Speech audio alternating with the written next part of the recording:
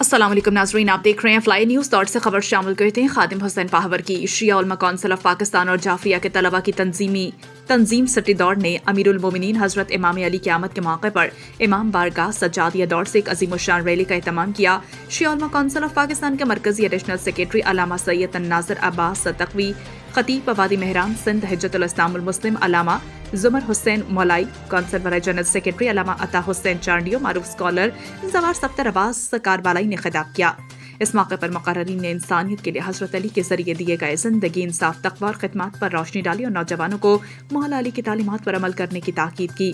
Rally کا اختتام امن، اتحاد، اخوان کی پیغام کے ساتھ ہوا۔ جعفریہ کے طلبہ کی تنظیم پاکستان علی مولائی کے مرکزی رہنما، جعفریہ کے طلبہ تنظیم پاکستان ڈویژن نواب شاہ کے صدر عارف علی واسوانو، شیعہ علماء کونسل کے صدر سٹی بلال حیداری، زوار میر حسن واسوانو اور دیگر عقیدت مندوں نے شرکت کی۔